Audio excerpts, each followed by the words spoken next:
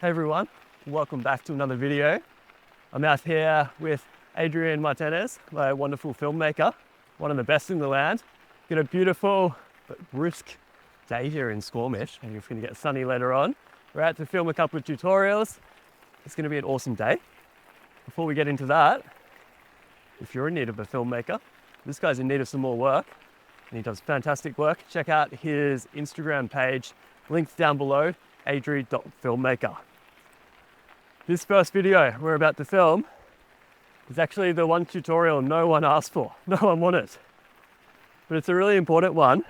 So we're going to talk about some of the nuances of technical climbing, both on a regular mountain bike and on an e-mountain bike. And I think it's really important because in order to get to the fun stuff at the top, we have to get up there.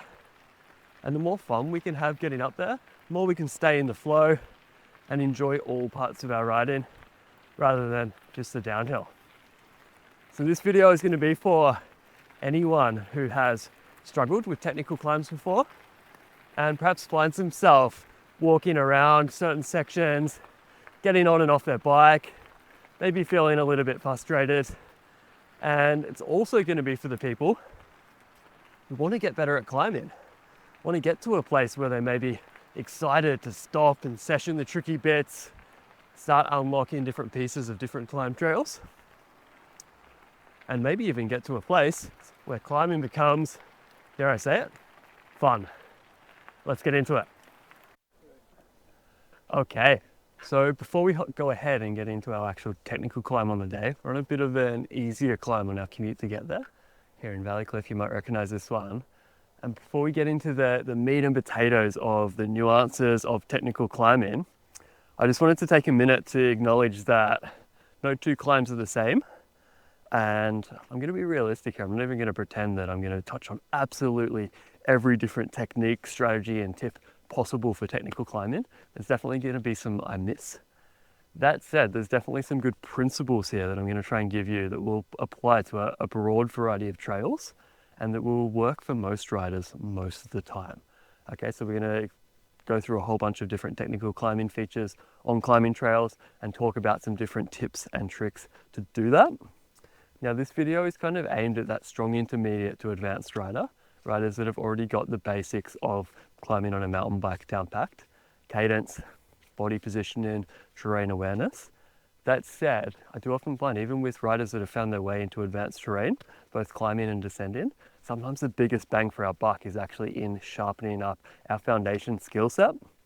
There may have been some things we missed along the way, or perhaps some bad habits we've built up over the years. So we're going to go through those couple of things just really quickly. If you think you've got this stuff sorted, feel free to skip ahead to the next section. But I really encourage you to give this one a watch. So the first thing to think about when we start climbing something slightly steeper is adjusting our body position so we can remain centered on the bike. So in a climbing position, usually we're saddle up, seated. We're going to hinge our hips, bring our chest down towards the bars, and that's going to help keep me centered over the bike as I start going up some steeper terrain. Now this isn't a robotic flat position, steep position. We're using this range in between, and we're coming down as low as we need to stay centered and stay stable. Now if it got really steep, like it will on our next climb trail, I might also move my hips forward on the saddle slightly, just for a short amount of time. Now the next thing I want to talk about is gearing or cadence, because so often I see riders cruising along in their granny gear, and then when it comes time to burst for a hard bit, they pedal, pedal, pedal, they really quickly run into their cameraman or run out of speed, and the bike kind of wants to wobble from side to side. It feels unstable. Our feet maybe fall off the pedals. It's not ideal. So that's if our gear is too easy. Now the other thing we'll often see is riders grinding along in a really hard gear. It's not going to be super stable. It's definitely not very efficient. And when we want to burst, accelerate the bike for a hard bit, it's really hard. We may even find we run out of steam. So getting this right, we need to continually adjust our gears. So change gears more often to find that optimal cadence. It should feel like there's a good amount of pressure on the pedals. You feel stable on the bike. It feels efficient, like you can talk while you're going uphill.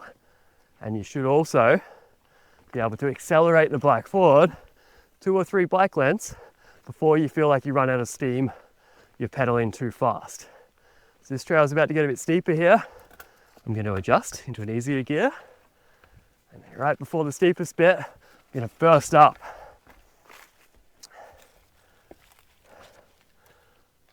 You'll notice I did both of those things there.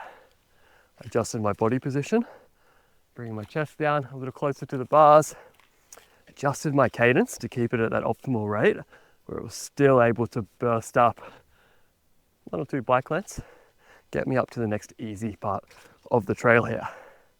Now there's a third component, and something we're going to talk about more in just a second. That's the mental piece, the commitment. So often I see riders coming into a technical climb, they've got the right gear, they've got the right body position, but they either don't commit to getting enough speed, bursting enough before the feature, or they just commit to getting into the feature. It's kind of like a lukewarm, cordial commitment where they're not actually committing from going from here through the technical trail feature and to the next easy bit. Technical climbing does require some quite active high energy or bursts of energy, we'll call it, to get through. We're going to talk about that more in just a second. Awesome, so we're here at our first little technical climb, and we're going to talk a little bit here about how we break it down and some things I consider in order to get up this technical section of trail we can see here behind us.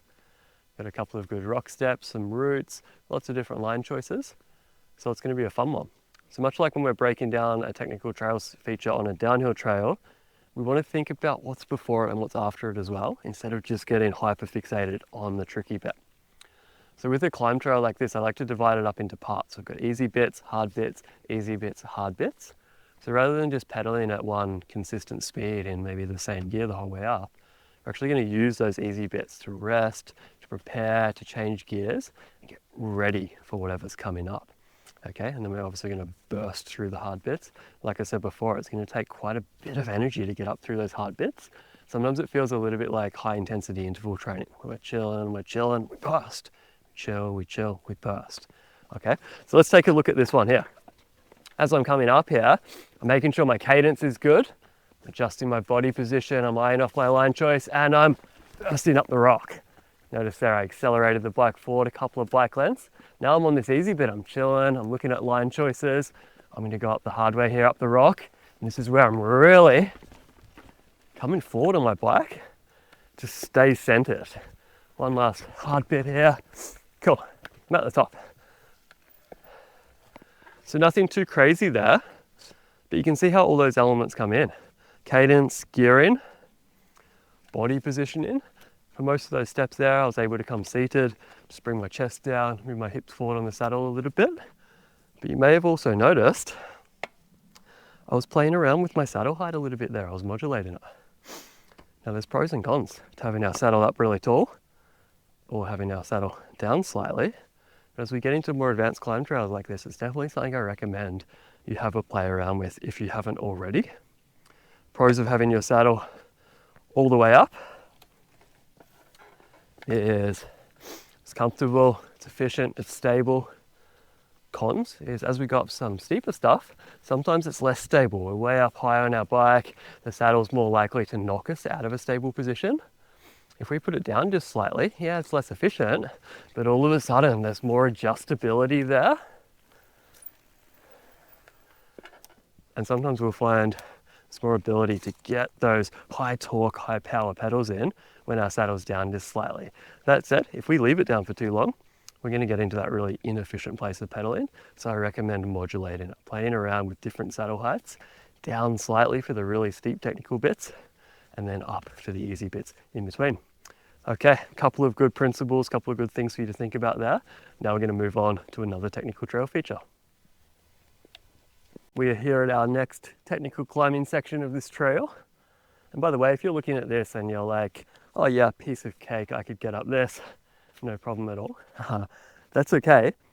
The principles, the techniques we discussed in this video all the way through can be applied to other sections of trail as well. So it doesn't matter what level you're currently riding on, they're still going to be applicable. As well as that, if the techniques I actually bring up and talk about are something you're already aware of, you already think you're doing, I want you to ask yourself why now is the perfect time to be remembering this information and perhaps embodying it, doing it even better on your next ride. Okay, so whenever I look at a technical bit of trail, whether it's up or down, I like to start way back here at the run-in or the easy bit beforehand. So this is where I'm actually going to be starting from today when I get on the bike. Then I want to consider, what's this run-in like? It's kind of technical when we get here. We've got these rocks here, tree, roots, and this bit here you might not be able to see with the GoPro effect, but it's still quite steep. So that tells me getting that burst of acceleration I need to get up the crux or up that step there, it's going to be difficult to get the momentum I need. Got some leaves here that might make it even more slippery. And then once I get the front wheel up here, I've obviously got a corner and a whole bunch of other roots and things in my way to contend with. So this is quite a tricky one. I've spent a bit of time sessioning myself, both on the e-bike and the regular bike, breaking down and figuring out what's the sweet spot in terms of gearing and cadence. What's the sweet spot in terms of body position? Where's the best line choice in? When do I actually rest? When do I burst? When do I change my body position? Is it better seat up, seat down? All things I've played around with a little bit here. I'm going to jump on my bike here, get curious, mess around, and perhaps change a few things from the way I'd normally do this to challenge myself to see if I can still get up it and to kind of show you guys the pros and cons of different tactics we can take to get up steep technical climbs like this one. Cool. So getting on my bike here, I'm actually going to change it into its easiest gear or first gear. From memory, I think usually I get up this one in like second or third. So this is going to be a faster cadence than what I'm used to. Let's see if it's better or worse. Cool. The seat down about an inch. Around this one. Wide. And then burst. Oh yeah, lots of grip today. Okay, and then this is obviously my run out. This is a great place to rest before whatever comes next. Maybe you could sense the surprise in my voice when I got up that one. I didn't think I was going to make it in my easiest gear. Oftentimes I find that gear's too easy, slightly less stable.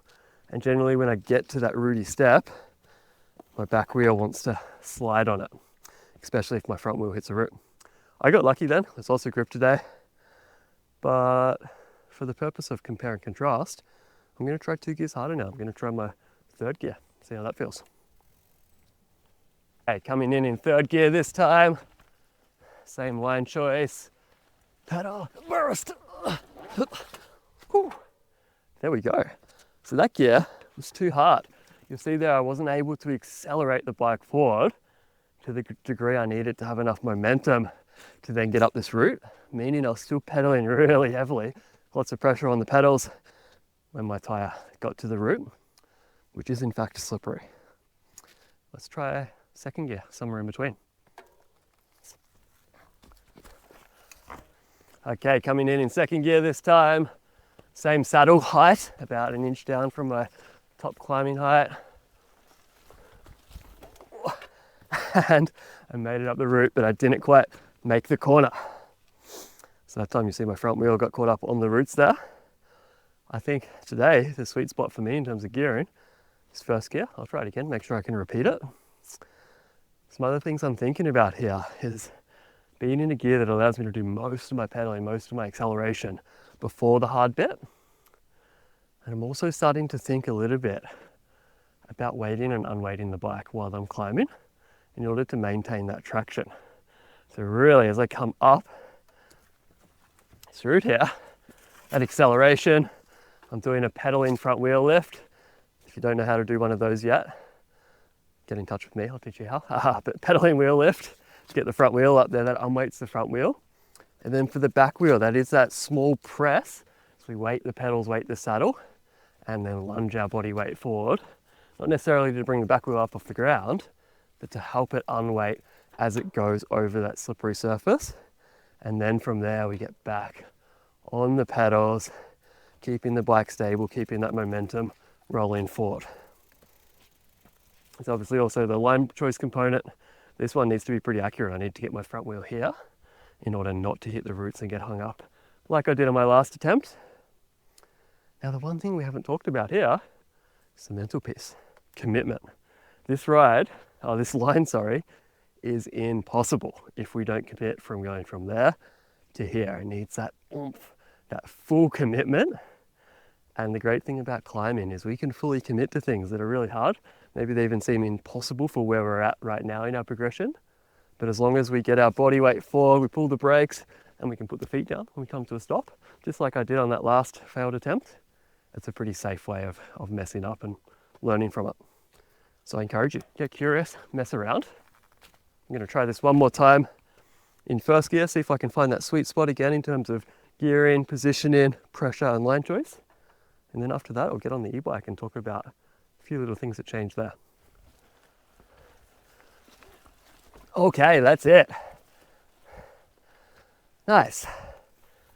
So hopefully those couple of failures, couple of successes help show you guys kind of like what's needed to set up for success on a technical line like this. You probably noticed on that last attempt there, I came in way more composed, way more committed, and my actual just like rolling speed coming in was significantly faster than some of the attempts in between. And for me, really what I changed was I got down to the bottom that time. I took a couple of deep breaths, allowed my heart rate to come down a little bit, and kind of just went through in my mind like what I wanted to happen. I visualized it, and I went, right, Jake, you're making it this time. I know you can do it. Guess what? I did it. So good little thing to remember when you're sessioning. Sometimes we can get excited, up, down, and we're going into things without really doing that reset. We'll end up just repeating the failures. Whereas when we do the reset, often that allows us to come in a little bit more relaxed, more committed, and we'll get it done. Awesome. So now I'm going to grab my e-bike and show you guys it's going to be the same principles, but maybe just a few different considerations because now I've got a way heavier bike and I've got a bike that helps my legs multiply their torque by I don't know how much, a lot.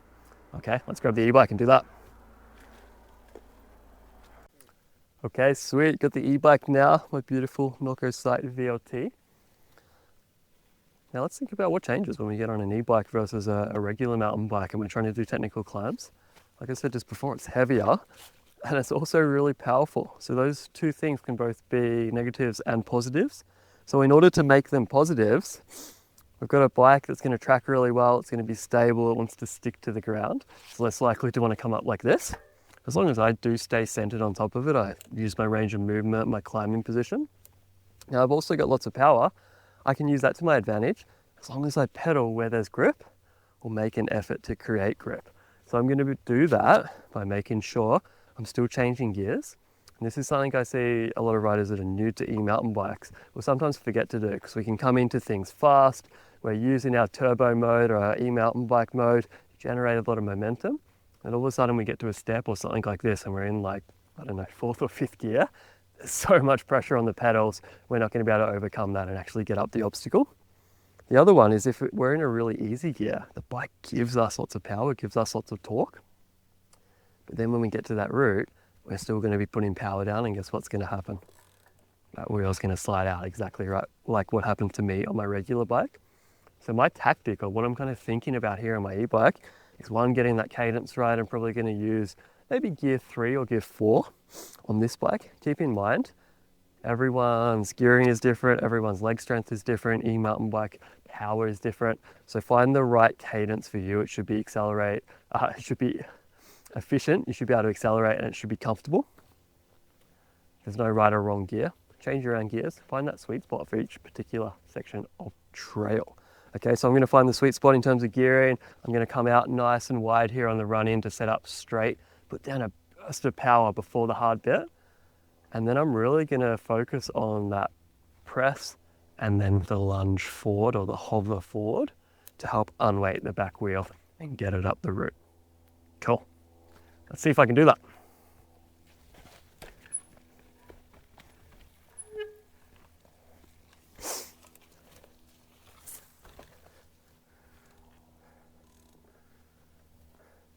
Right, power mode's also important. This bike's got 750 watts of torque in turbo mode. I'm going to put it down into the E-MTB mode. I'm not sure how many watts it's got there. A few less. Holy crap, this is weird after being on the regular bike. Okay, coming in. Power. Whoa. Okay, actually forgot to change gears there. I was in first gear, super easy. That's cool, it's a good learn-in. You'll see I wasn't able to get enough momentum. It also wasn't that stable. I kind of got up to the top here. There's nothing to press against on the pedals in order to have the stability and get through the last kind of tricky part of this line. So let's try that again. This time, I'm gonna try in third gear. Okay, coming in. Again, I'm gonna adjust that saddle at an inch down. That seems to be the sweet spot. Ooh. Power. Yeah, look at that. That's the one. So it's really interesting swapping to the e-bike there. So once I found the sweet spot in terms of cadence, when I put the power down, so that timing and coordination, I was able to burst up that route, and I had so much speed the front wheel actually tracked up over the second routes where Adrian's standing there. So definitely with an e-bike, yeah, we've got power, yeah, it's cheating, yeah, it can get us up things, but only if we use it in the correct amount at the correct time. Okay, cool. Now let's move on to another section. Next we're going to look at a nice steep technical switchback. Check this beast out. I wanted to talk here quickly first about line choice. It's often one of the first things that goes through my mind, whether I'm still on my back on my bike, back there on the easy bit, kind of resting and preparing, or whether maybe I get off like this, take a look at it and kind of suss it out. I think this one has obviously got like an around line here, or a inside line in the middle there. Kind of pros and cons of both. As always, there's no rights or wrongs when it comes to line choice. Different lines will work for different people. I find if I come up onto the inside on this one, I kind of get to here, and then it's really hard to make the last part of the turn and keep the bike going. Plus it's a little bit steeper, maybe some bigger steps. I often find more success maybe being in a slightly easier gear and coming up these smaller steps right around the outside here, keeping that speed, keeping that momentum really consistent for this one. Versus the last step we looked at was really like that slow burst, slow. I find consistent pedaling works a little bit better for me on this one, and I'm able to do that consistent pedaling because the steps are a bit smaller, meaning my pedals aren't likely to get hung up on the rocks. Whereas if I was to go for that inside line, I definitely need to do the burst of acceleration first, maybe a weight, unweight, and then all of a sudden I'm here with no speed, having to try and get stable and make a turn. I'll try both lines so you can see it. Let's start with this inside line and then we'll go from there. Okay, sweet, so going for the inside line here, in second gear. You know, adjust the saddle down slightly for a bit more adjustability. Oh my God, that's tough. So you see there, I found it really tricky to actually get enough speed, hit my pedal on the rock, slid out. Not a success. I'm gonna try it one more time, just for fun. This time, I'm gonna try and come out a little bit wider, maybe stop talking and focus on doing a better burst of acceleration before that tricky bit.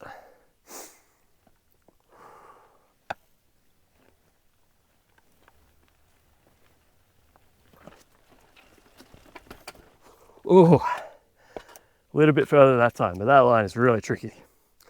Not a huge fan. I'm going to try the outside line here, which is the way I usually come up here.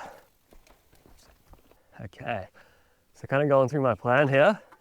Going to go in slow for this first section, maybe till I get to that rock near the camera.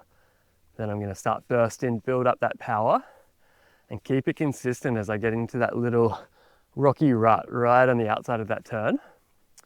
As I'm doing that, I'm going to make sure I keep pedaling, be consistent, but also start looking through the corner. And I'm really making a point to commit. I'm not going into those rocks, not going into the corner, I'm going through it or around it. Okay.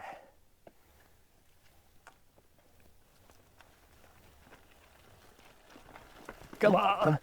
Ooh. Speed was good, gearing was good. I let myself get a little bit unstable and fall to the inside. Really what we're looking for when we do this is kind of similar to when we're going downhill, but stability, adjustability and grip or SAG is the acronym that comes from the PMBI, instructor training courses. So stability, that's what I lacked on that one there. To get a little bit more stability, I could go faster, maybe have some more momentum. I can maybe try a slightly harder gear so there's more for me to push against there on the pedals. Maybe I could put my saddle down just a little bit. Sometimes helps me be more stable. That's going to come with the con of being less efficient. So I think for me, I'm actually going to focus on body positioning and just be a little bit stronger coming in, a little bit more focused on staying centered on top of my bike and not letting my bike lean over too far to the inside of that corner. Cool, let's try that again. There we go.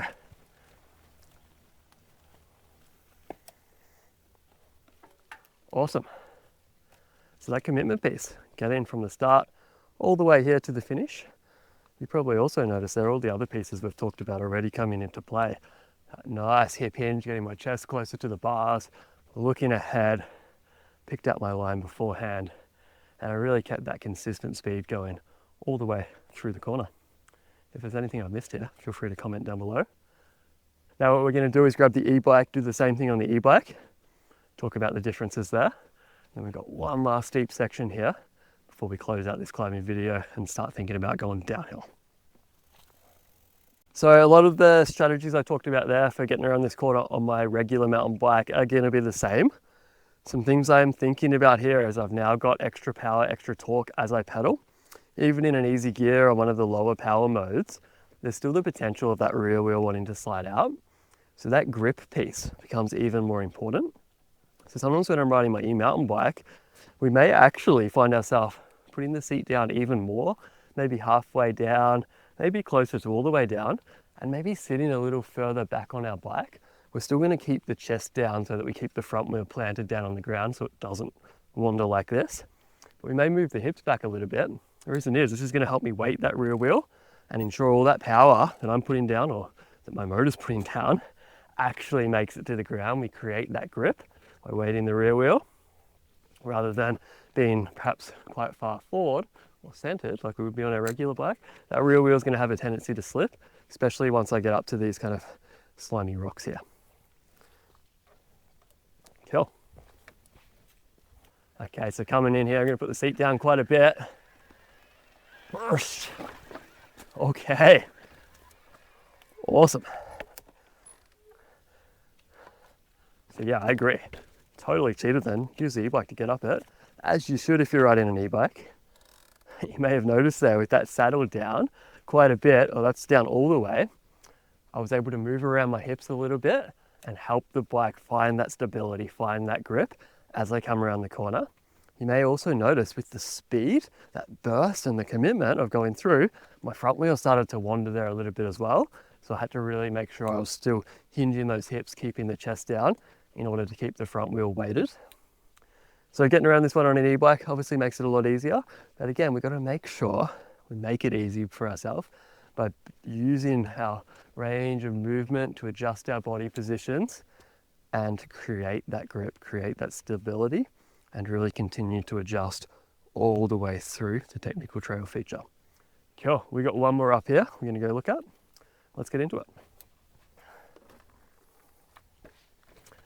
So here on the e-bike, we've just got one kind of straight line here up through the leaves. It's steep, it's slippery, there's rocks, there's roots underneath that I can't see at the moment. I'm on my e-bike with lots of power. I'm gonna try and create as much grip as I can. So you'll see as I go past here, I'm gonna be in a quote unquote bad body position. My hips are going to be further back on the bike. That's in order to create grip. And you'll notice I'm letting the bike move around a little bit underneath me here as I go up, really making sure that power gets down to the ground. And I'm adjusting my body position to stay stable on the bike. Oh my God, it's crazy. I huff and puff when I go up that line on my regular bike. This thing makes it so easy. Now there's one more line there, which is a switchback. I'm going to show you that one. Okay, so this line here is a switchback. It's the way I'd maybe go on my regular bike when I didn't have the assistance to get up this straight line. It's going to demonstrate those same things. Whoops, slid it out already. Let's try that again. So you see I'm really adjusting here. Chest down, Saddle's down quite far, sacrificing efficiency for stability here. As I come around this switchback, you see how low my chest is to the bars. Now I'm on an easy bit, it's my chance to chill. And then thinking a little bit more as I go through this last slippery bit here.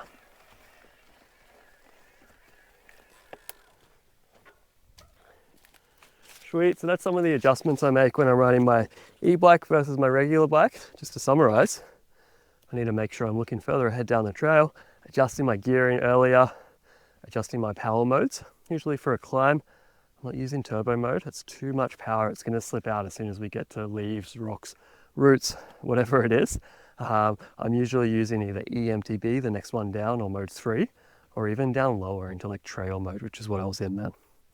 I find I'm more active. I'm moving my hips, moving my upper body more on the e-bike to manage that extra weight.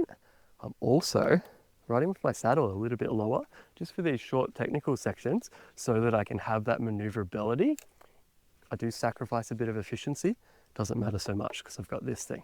So that's what's different with my e-bike versus my regular bike. I'm going to show you how I get up this line on my regular bike, then we'll wrap this video and get into the downhill. So one last thing I wanted to dive into here on the regular bike, I'm going to ride this same steep, slippery, leafy line here.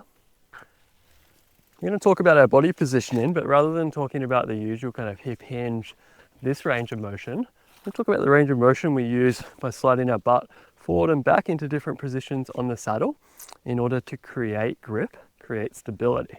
So as my front wheel goes up over some of these steps in the trail, the rocks, the roots, I'm perhaps going to need to move my butt forward, come closer over the front wheel as the bike goes in that steeper angle. But then as my back wheel perhaps starts lacking that grip because of that, starts sliding, that's going to be the moments when I actually adjust my hips back on the saddle. So you're going to see these little micro adjustments all the way up in case I hope you're going to see them. This is going to be the one last little tidbit for you to think about in your climbing.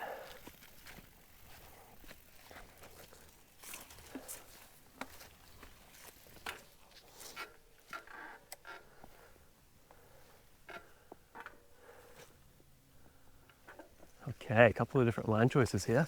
I'm just going to go straight up the middle today, moving the butt forward and then back as it starts sliding. Quite far back on the saddle now, and forward again. And lastly, relaxing back into my seated position, putting the seat up, taking a couple of big breaths before the next hard bit. Okay team, this has been a long one. Lots of different techniques, tips and strategies for you to think about on your next ride. As always, I recommend when you're practicing, you think about just one of these layers at a time. That'll give you a really good opportunity to actually have success and do that one layer. Perhaps you're just thinking about body positioning. Perhaps you're just thinking about cadence. Go and get some rest in between sessions. Allow that new knowledge to consolidate, and then go out, rinse and repeat. Try it again. If you've got any questions, feel free to comment down below. If you've made it this far in the video, chances are you and I will get along really well together. And if you're the kind of rider that this stuff really resonates with, really makes sense to, but you're really looking to know if how you think you're riding matches how you're actually riding, you're looking for that feedback from a trained eye, I've got a couple of options for you.